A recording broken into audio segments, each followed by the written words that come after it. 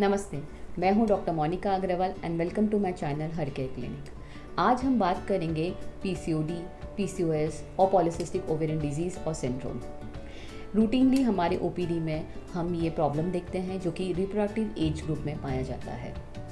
Before making you understand PCOD क्या है, मैं चाहती हूँ कि आप नॉर्मल मेंसेस कैसे आता है वो एक बार समझ लीजिए। अगर आप इस चीज़ को समझ जाते हैं तो आपको पीसीओडी समझने में और उसकी ट्रीटमेंट लेने में बहुत आसानी होगी। सो लेट्स अंडरस्टैंड कि व्हाट इज़ पीसीओडी, मतलब how you get your normal periods. Now if you can see this diagram, तो यहाँ पे ये यूट्रस है। यूट्रस की जो अंदर की लाइनिंग है इसको हम अस्तर कहते हैं। ये ओवरीज है, वन ऑन आइदर साइड, जिसको हम अंडाशय कहते हैं। ये ट्यूब्स है, again one on either side. अब हर महीने हमें पीरियड आता है, और ये पीरियड क्यों आता है? Because there is an axis, that is HPO axis, hypothalamo pituitary ovarian uterine axis. हमारे ब्रेन से कुछ हार्मोन्स निकलते हैं, FSH एंड LH। नाउ जब पीरियड आता है तो पीरियड के स्टार्टिंग में FSH हार्मोन निकलता है जो कि अंडाशय को स्टिमुलेट करता है। तो अंडाशय में बहुत सारे छोटे छोटे इमेच्योर अंडे होते हैं। नाउ इनकी स्टिमुलेट होने से 3 से 4 अंडे स्टिमुलेट होते हैं, और उसमें से जो सबसे बेहतर अंडा होता है वो धीरे धीरे ग्रो होने लगता है। नाउ इसी के साथ वो भी कुछ हार्मोन्स रिलीज करते हैं, जैसे कि ईस्ट्रोजन, जो कि हमारी लाइनिंग जो अस्तर है उनका बढ़ावा करते हैं। Now somewhere middle of the cycle में एक बार ये अंडा बड़ा हो जाता है तो अंडा रिलीज हो जाता है। This is the most fertile period of your cycle. इस दौरान अगर आपने रिलेशन रखा है तो प्रेगनेंसी के चांसेस काफ़ी हाई होते हैं। नाउ एक बार अंडा रिलीज हो जाता है and suppose if there is no pregnancy, ovulation के बाद ये फॉलिकल में चेंजेस आते हैं, जिनकी वजह से लाइनिंग इनिशियली तो थिक होती है, फिर धीरे धीरे ये वो फॉलिकल पिघलने के वजह से लाइनिंग आपकी शेड हो जाती है in the form of periods. तो अगर आप ये समझते हैं, ये साइकिल समझ जाते हैं, तो सबसे इम्पॉर्टेंट चीज़ है ओव्यूलेशन। अगर आपका ओव्यूलेशन सही है तो आपको हर दो मतलब after you get your ovulation 2 हफ्ते बाद पीरियड आना ही आना है। इसलिए अगर आपका पीरियड इरेगुलर है तो इसका मेन रीज़न है कि शायद आपका ओव्यूलेशन लेट हो रहा है या फिर काफ़ी बार नहीं हो रहा है, जो कि हमें पॉलीसिस्टिक ओवेरियन डिजीज़ में दिखता है। ना पॉलीसिस्टिक ओवेरियन डिजीज़ में ये जो रेशो है FSH एंड LH का, ये गड़बड़ा जाता है, जिसके वजह से अंडाशय में से 3-4 अंडे स्टिमुलेट होते हैं, बट कोई भी ये स्टेज तक नहीं पहुंच पाता है, मतलब कि ओवुलेशन नहीं होता है। ओवुलेशन नहीं होगा तो ओवरी में छोटे छोटे ऐसे सिस्ट दिखेंगे। इसलिए हमें सोनोग्राफी जब हम करते हैं तो हमें दिखता है मल्टीपल सिस्ट, जिसको कहते हैं पॉलीसिस्टिक।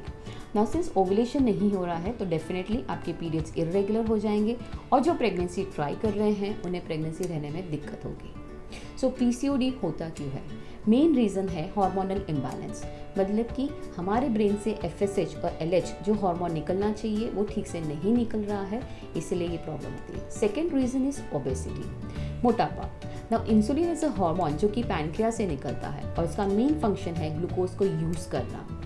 बट ओबेसिटी की वजह से बॉडी में इंसुलिन रेजिस्टेंस आ जाता है, जिसकी वजह से ग्लूकोज नहीं यूज़ होता है and hence that converts into fat, इसलिए मोटापा और बढ़ेगा। Second thing is ovulation also gets hampered. Now insulin बहुत ज़्यादा इंपॉर्टेंट है ओव्यूलेशन के लिए, इसलिए अगर बॉडी में इंसुलिन रेजिस्टेंस है तो डेफिनेटली ओव्यूलेशन में दिक्कत होगी और PCOD होगा। Third important reason is hormonal emotional imbalance, emotional disturbance. अगर आपको बहुत ज़्यादा स्ट्रेस है, एंजाइटी है, तो डेफिनेटली आपकी साइकिल्स अफेक्ट होंगी and you may have this symptoms. Fourth is thyroid की कमी होना। अगर आपके शरीर में थायराइड की कमी है या फिर प्रोलैक्टिन हार्मोन जो कि ब्रेन से निकलता है, नॉर्मली इसके लेवल्स कम होते हैं, बट अगर आपके लेवल्स ज़्यादा है तो ये प्रॉब्लम हो सकती है। Last but not the list, because of toxin जैसे कि smoking, alcohol, and they may have an effect on the cycle and hence a patient may suffer from PCOD. So अगर हम symptoms की बात करें PCOD के, so the most common symptom is irregular periods, period बहुत late आना। 35 days की cycle usually होती है, बट अगर आपका पीरियड 35 डेज़ के ऊपर आ रहा है तो definitely that is irregular periods. Second, acne, pimples face पे या फिर छाती पे पिम्पल्स होना। Third is extra hair growth, जिसको कहते हैं हम हर्सिटिज्म, आपके चिन पे, अपर लिप पे या फिर चेस्ट पे, एब्डोमेन पे एक्स्ट्रा हेयर ग्रोथ होना, तो that's not a normal thing.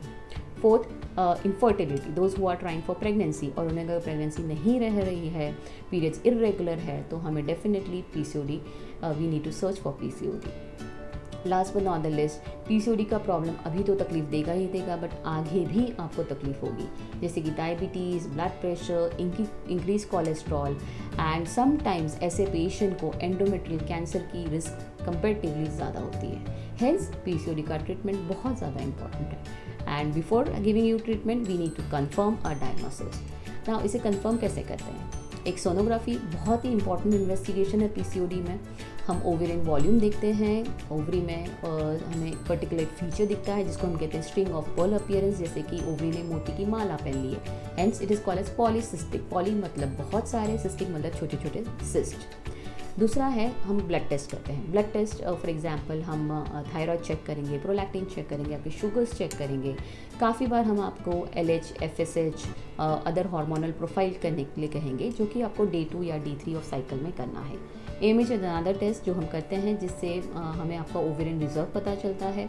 PCOD के पेशेंट्स में ज़्यादातर AMH की वैल्यू हाई होती है, which again confirms patient having PCOD. So once a diagnosis made, then comes the treatment. Now treatment इसकी बहुत ज़्यादा सिंपल है। Yes, it's simple. सो इसकी ट्रीटमेंट के दो पहलू हैं, एक है लाइफस्टाइल मॉडिफिकेशन और दूसरा है medical management. Now lifestyle modification में सबसे पहली चीज़ आती है वेट रिडक्शन। अगर आपका वेट ज़्यादा है तो आपको बाय हुक और बाय क्रुक अपना वेट कम करना है, और वेट कम करने के 4 तरीके हैं या 4 इंपॉर्टेंट स्टेप्स हैं। सबसे पहले आता है न्यूट्रिशन। आपको क्या खाना चाहिए और क्या नहीं खाना चाहिए। क्या खाना चाहिए, आई थिंक हम सभी को पता है हमें क्या खाना चाहिए। क्या नहीं खाना चाहिए, specially we should avoid processed food जिसमें बहुत ज़्यादा हाई सॉल्ट इंटेक है, तो वो हमें अवॉइड करना चाहिए। फ्राइड फूड्स अवॉइड करना चाहिए। We should avoid beverages, for hard drink, soft drink, any sort of thing. Important है पीसीओडी में कि आप छोटे छोटे मील्स लें और फ्रिक्वेंट इंटरवल्स पे लें, ताकि आपको बिंज ईटिंग ना हो। So when you do this, या ऑफ कोर्स आपका कैलोरी कंजम्पशन कम होता है और आपको भूख भी कम लगेगी, तो हेंस आप बिंज ईटिंग भी नहीं करेंगे। Second is exercise. Now at least you should do exercise 5 से 6 बार एक हफ्ते में for around 45 minutes per day. Exercise में which are the good exercise which will help in weight reduction, weight training exercise, strength training exercise. You can do home workouts which are available now. Just you can go for any app and you can select and do home workouts. That really helps a lot. Cardio exercise. And if you don't like to do exercise, आप कोई भी sports पकड़ लीजिए, जैसे कि आप badminton खेल सकते हैं, क्रिकेट खेल सकते हैं, जिससे आपका वेट कम होने में हेल्प होगी। थर्ड इम्पॉर्टेंट थिंग इज़ कि आपकी रूटीन एक्टिविटी। अगर आप अपनी रूटीन एक्टिविटी को थोड़ा और एक्टिव बनाते हैं तो डेफिनेटली ये कहीं ना कहीं आपका बेसल मेटाबॉलिक रेट बढ़ाएगा और आपको वेट कम करने में हेल्प होगी। फॉर एग्जांपल, जब आपको मौका मिले आप स्टेयरकेस लीजिए, जब आपको मौका मिले आप आधा किलोमीटर एक्स्ट्रा चलिए, तो उससे आपका BMR बढ़ा हुआ रहेगा एंड आपको वेट लॉस करने में हेल्प होगी। Last but not list is motivation. This is very important step. Unless and until आप खुद मोटिवेटेड हैं, आप वेट लॉस नहीं कर सकते। तो आपको मोटिवेट होना बहुत ज़्यादा ज़रूरी है, and then only you can help yourself. Okay, now coming to medical management. Now medical management में आती है एक हार्मोनल ट्रीटमेंट, एक होती है non hormonal treatment. To be precise, medical management आपके सिम्टम्स पर डिपेंड करता है। नाउ अगर किसी को इरेगुलर पीरियड्स है, एक्ने है, एक्स्ट्रा हेयर ग्रोथ है, हर्सुटिज्म है, तो ऐसे समय में हम काफ़ी बार OC पिल्स, जिसको कहते हैं बर्थ कंट्रोल पिल्स, ये देते हैं। We give it in a course of 3 to 6 months। Now हम जब ऐसा देते हैं तो आपके पीरियड्स रेगुलर हो जाएंगे, and it acts in a way कि ये आपकी बॉडी को एक तरह का it will give you a break, and जब आप एक बंद करेंगे तो आपका रिस्टार्ट होगा हार्मोनल जो सिस्टम है, and most of the time जैसे रिस्टार्ट होगा तो ये काफ़ी बार ऑटोमेटिकली करेक्ट हो जाएगा, प्रोवाइडेड आपने ये 3 से 6 महीने जब आपने ट्रीटमेंट ली है तो आपने अपने लाइफस्टाइल का बहुत ज़्यादा खास ध्यान रखा है। Coming to non hormonal treatment. Now non hormonal treatment जैसे कि मायोनेसिटोल, मेटफॉर्मिन, बावेरिन, ये सारे ड्रग्स यूज़ करते हैं। इनका मेन फंक्शन है इंसुलिन को सेंसिटिव बनाना, मतलब हमारी बॉडी को इंसुलिन से सेंसिटिव बनाना, जिससे वेट लॉस होने में भी हेल्प होगी, साथ में डेफिनेटली ओवुलेशन भी होगा। तो आई वुड से ये ओवेरियन टॉनिक है जो कि हमारी ओवरीज को स्टिमुलेट करते हैं ताकि वो हार्मोन्स हमारे शरीर में जो है उसको यूज़ करें, ओवुलेशन हो, एंड डेफिनेटली या तो पीरियड्स रेगुलर होगा या फिर आप कंसीव करने में आपको हेल्प होगी। Now third part is those who are trying for pregnancy, और जिनको प्रेगनेंसी नहीं रह रही है। ना काफ़ी बार पेशेंट को कन्फ्यूजन हो जाता है, जैसे कि डॉक्टर जस्ट हमारा पीरियड्स रेगुलर कर दीजिए और फिर हम ट्राई करेंगे प्रेगनेंसी के लिए। देखिए, हम अगर आपके पीरियड्स रेगुलर करने के लिए जो दवाइयाँ देते हैं, they are birth control pill, मतलब डेफिनेटली इससे आप प्रेग्नेंट नहीं रहेंगे। इसलिए those who have infertility and those who are trying for pregnancy, इनमें हम दवाई देते हैं जिसको हम ओवुलेशन इंडक्शन कहते हैं। There are medicine, there are injections, depending कि आपका रिस्पॉन्स कैसा होता है। हम आपको मेडिसिन देते हैं, आपका फॉलिकुलर स्टडी करते हैं, मतलब सोनोग्राफी करते हैं, ये देखने के लिए कि आपका अंडा बन रहा है कि नहीं बन रहा है। एंड देन डिपेंडिंग कि एक बार आपका अंडा फूटता है, हम आपको रिलेशन रखने के लिए कहते हैं, and this is a way you may conceive.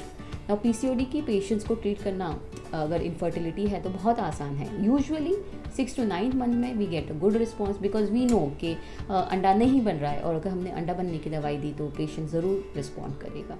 Hence अगर आपको पीसीओडी है और जिसकी वजह से अगर आप कंसीव नहीं कर पा रहे हैं तो आप रिलैक्स हो जाइए। इसकी ट्रीटमेंट बहुत ही आसान है, सरल है। वेरी रेयरली के ऐसे पेशेंट्स को हमें IVF करना पड़ेगा। सो पीसीओडी अगर हम समराइज़ करें तो ऐसी एक बीमारी है जो गुड पॉइंट है कि ये रिवर्सिबल है, but then it can come back again अगर आपने लाइफस्टाइल का ध्यान नहीं रखा। तो मेन इसका ट्रीटमेंट है आप अपनी लाइफस्टाइल का ध्यान रखिए, अच्छा खाइए, एक्सरसाइज कीजिए, stay healthy and stay fit. If you have any questions please put in the comment section and do like us a video and subscribe to our channel. Thank you.